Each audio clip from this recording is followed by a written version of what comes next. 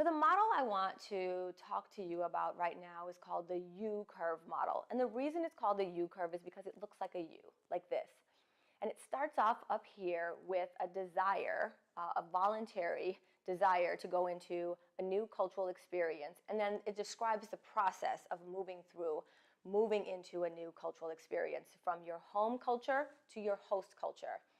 This model was initially designed by a Norwegian sociologist in 1955 whose name was Leisgard. And since then, it's been adapted and replicated and used in a variety of different ways by sociologists and anthropologists and interculturalists and educators and trainers.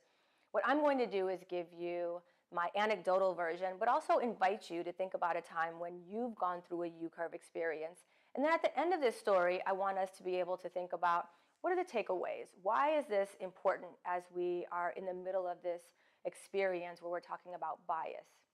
Okay, so U-curve. Starts off with voluntarily wanting to go into a new culture. So note to self, it does not count for something like slavery, right? Voluntarily going into a new culture is one of the necessary elements of this. So I'm going to use my own story of me beginning my undergraduate experience, me as a first-year college student. I was so excited to go to college. I'm a first-generation person. I had never really spent much time at college. I didn't know a lot of people who had gone to college. I didn't have close friends or family members who were college graduates. I didn't spend much time kind of going to college tours. That was all new to me. So it was a whole new and very exciting world that I was about to be a part of. So I was incredibly excited, which is absolutely consistent with the beginning of the U-curve. Then I got to college, right? My father dropped me off and was like, good luck, go get him. Here I am planted at the largest dorm on campus. It also happened to be the dorm where the football players were living. And I got dropped off a little bit early. I wanted time to get acclimated and get to know my way around campus. My roommate, who was a friend of mine before I went to college, also moved in with me. And one of her intentions was to begin rushing sororities. Now, my roommate was a white woman, middle-class family, born and raised in Colorado. She and I had very different life experiences previous to this, but it was a huge gift to me to be able to experience going to college with her. The other thing that she provided for me was an example of what a college student looked like. I assumed that she knew how to do this, whereas I didn't, and so I was going to follow her lead. And so my U-curve experience was me following the lead of my wonderful roommate, even though we had very different experiences and very different backgrounds. So one of the very first things that I did was try to figure out how to get food in my dorm. That was a little tricky. The only way that I knew to get food was through the meal plan, and that meant I had to go to the cafeteria to eat. But in the cafeteria, every single time I went, no matter what time of day or night, one of the football players or a whole heap of football players was there. And so I didn't go because I felt too embarrassed to eat. That was a little tricky. So all of a sudden, I'm starting to go down a little bit like this because I can't figure out how to navigate feeding myself. Trying to figure out how to navigate getting around on campus. It was a large campus. The classes were large. Sometimes I had 200 or 300 students in the classrooms. Again, I was first generation college student, so I didn't have kind of the academic discipline or rigor associated with really being able to understand how to make myself study, figure out how to get textbooks, where to get the money to buy these ridiculously expensive textbooks. I wasn't going to classes regularly. I was hanging out with friends, all sorts of things that are inconsistent with being academically successful at first year college. Furthermore, my roommate started to rush different sororities on campus. And I assumed, because I was following her lead, that that's what I should be doing. And so I asked her if I could participate with her. And in order to do that, it required that I had to show up kind of looking the part. I didn't know what looking the part meant, but she offered me, and I borrowed regularly her clothes so that I could show up at sorority looking the part. After not a whole lot of time, I realized that as I looked around, I didn't look a whole lot like the other folks who were in the sorority rushes, nor like my roommate. And I began to feel quite insecure about whether or not that was the right place for me. Finally, I figured out that it was way too expensive for me to be able to join one of these sororities anyway. After about the beginning of the first semester, probably a little earlier than that, I hit what is kind of lovingly called rock bottom. So here's the U-curve where I start first semester, I dip down here, and I'm hitting what's called rock bottom. And I know I'm at rock bottom because my grades are absolutely abysmal. I haven't figured out the social network. I haven't figured out how to do things like buy textbooks that were necessary in order for me to be academically successful. I haven't figured out what the groups are on campus that I should be looking to for support, and that I was spending a lot more time just kind of informally networking or hanging out than I was pursuing academic credentials or experiences, right? Rock bottom. Rock bottom is probably something that a lot of us have experienced. Rock bottom, by the way, is something that is consistently experienced by first generation students, either end of first semester or end of first year, and also just first year students in university settings. So it's something that recruiters typically know about and think about as far as trying to help people be successful through their experience. After a while, after a lot of bumps and bruises along the way, I was able to find, and this is why the story is a U curve and not an L, is because I was able to find the supports associated with helping me climb out of that rock bottom experience that I was having. I found Black Student Services on campus. They reached out to me. They gave me help figuring out how to purchase textbooks, how to be able to get additional financial aid. I got a job working in the president's office. The president of the university happened to be brand new to the university and a Black man with biracial children who took a liking to me and helped me get employment. One, I think so that I could stay out of trouble, and two, also so that I could have a little bit of income. And I started to make friends. I developed a really strong and solid mentoring relationship that I hold on to and cherish to this day. And eventually, I would say by the end of my first year, I had pulled out of that U curve and I was at the other side of that U curve. And the other side of the U curve is called adaptation. Now, let me pause for a moment and just describe a couple of the other options associated with the U curve. This is the place where I'm coming into a new experience. This is the place where I am adapting to the new experience. There are a couple of other things that can happen, especially when a person hits rock bottom. According to the language, and this is kind of old medicinal language, but according to the original language, people go through one of four options: fight, flight, going native or assimilation, and adaptation, right? For me, I went through especially the going native or the assimilation piece, where I was trying to figure out how to become a college student by watching my college roommate, who was very different from me in many ways, and trying to be like her, which was a very inauthentic way for me to behave. And then the second thing that I did, and probably through into my sophomore year, was I really fought. I fought hard against the system. I was like, you know what, this organization, this institution doesn't represent people like me. I was angry. I was leading boycotts. I was speaking my voice. I was cutting off relationships, even relationships where people were coming to me with love and kindness and generosity. So fight, flight, going native, and adaptation are all kind of natural experiences that a person might go through as part of a cultural transition. Something else that's really important to think about is that the intensity of the U curve can be exacerbated or less intensified by the degree of difference between one's home culture and host culture. So for example, the fact that I was a first generation student made it probably a more intense U curve experience than for my college roommate, who had been on college campuses before, who had parents who had gone to college, who had an understanding of what the expectations were for navigating a college system. She too was going through a U curve experience, but hers may have had a less intensity than mine did. Think about people who are coming to the United States from China or from another country, right? The degree of difference as far as things like signage, how the rules of the road work, things like the language differences, whether it's a Latin-based language or not, especially in the US, things like cultural norms or dress or food or customs or the major religions.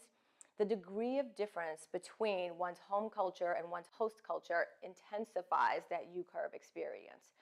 And so now I'm going to put it back to you to think about for yourself times that you have gone through U curve experiences. It is likely that all of you, all of us, have gone through many U curve experiences over the course of our lives, right? Whether it was going into a new school at a different point in our life, from elementary school to middle school, whether it was changing countries, whether it was moving to a new job, whether it was entering into a new relationship. We all have gone through U curve experiences, right? And the way that we navigate U-curve experiences is by understanding, or successfully or effectively navigating U-curve experiences, but is by successfully understanding that, one, there is a U associated with this, that even if at the beginning of an experience the transition is rocky or a little different than what we anticipated, that there are opportunities for moving through and finding the assets associated with the host culture that I actually can bring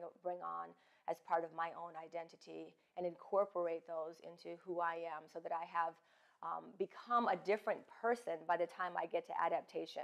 I have another layer of cultural competence and understanding and experience available to me at this point in the U-curve than I did at this point in the U-curve. Now, just to make it fun, there's another piece of this U-curve, and it's called the W-curve. And I'm going to tell you about this just for fun. So, my own story, right? Started off excited to go to college, went through my first year, hit rock bottom maybe twice, got out of that.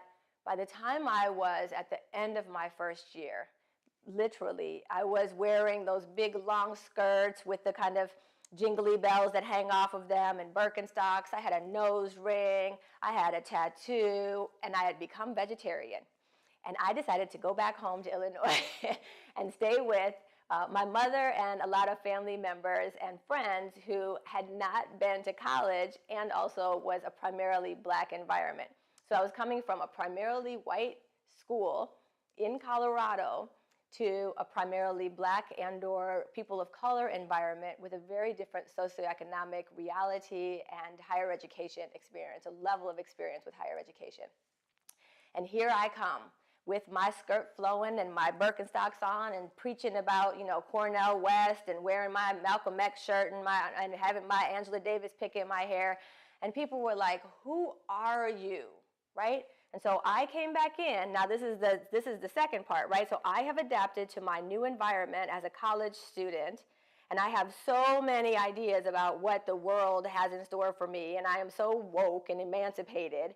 And then I get back home to my new cultural experience, or my home culture, and I go back into what's called contamination and purification stage.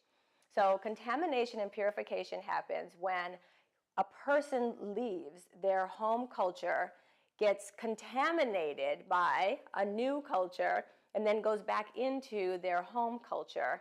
And their home culture says things like, why are you talking like a white girl? What do you mean you don't eat meat? You're vegetarian. Since when?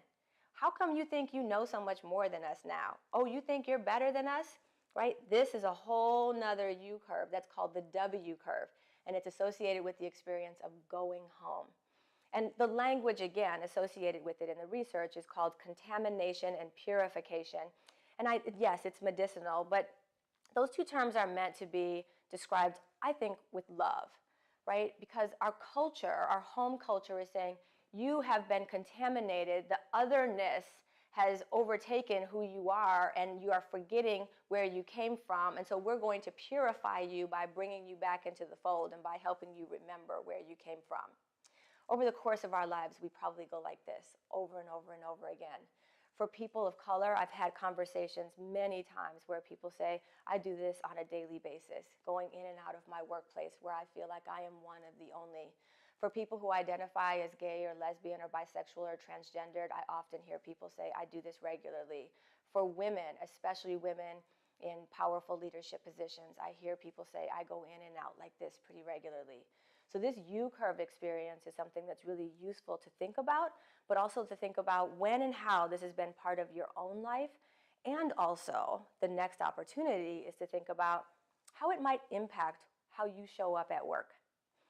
For those of you who are teachers, if you're a teacher, think about not just your own U-curve, but the U-curve of families or students who are coming to your classroom or to your building or to your district from a very, very different place. Think about people who are coming from a different culture, where navigating the U.S. school system is brand new, let alone navigating the nuances of your district, let alone navigating the nuances of your building and of your classroom. Think about the layers of intensity that might be added to because people are coming from such significantly different host culture experiences. Now, proactively, what can you do? What are some of the opportunities that you have if you're a teacher for proactively thinking about what might help as far as resources or supports, conversations, access to other people who might be new to the system or from the same country as a family coming in from a particular country, that might help lessen the intensity of that U-curve experience, that might get them on the upswing path of adaptation earlier rather than later. For those of you who are managers, think about people who you've hired in. All of us probably have been involved in conversations where we say what we want is to have more success hiring people from diverse backgrounds. And then what happens? People from diverse backgrounds, whatever that means, people who are significantly different from us in some way, come into our organization and they might struggle. They might struggle to try to figure out what it means to be successful around here.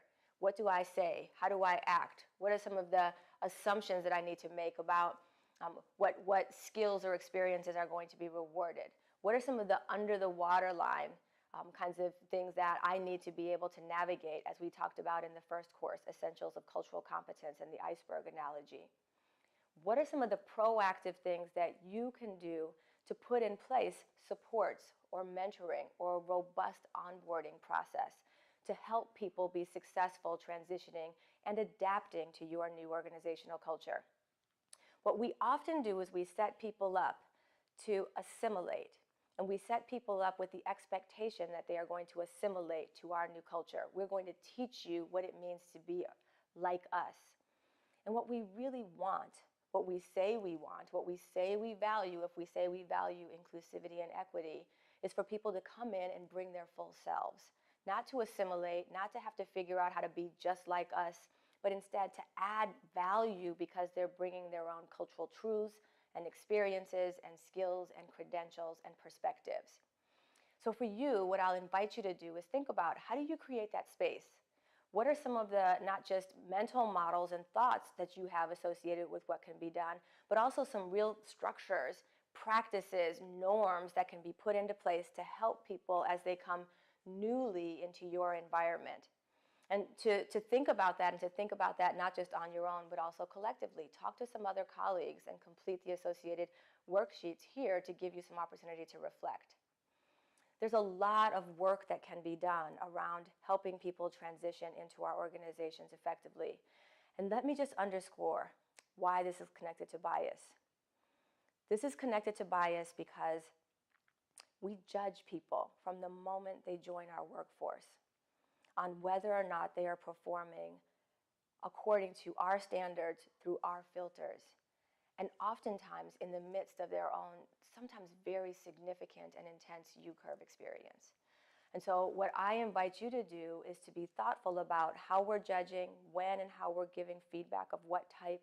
What are some of the supports that we're putting in place to make sure that we're not judging people before we give them the opportunity to be successful and effective, and also that we're really challenging and deconstructing our own notions of what does successful and effective look like in this culture, right? And so this is an opportunity for you to think about your own lenses, your own biases, and also the experience that every single one of us is familiar with, and then how it is that we can have empathy and also turn that into strategy for welcoming new people into our organizations.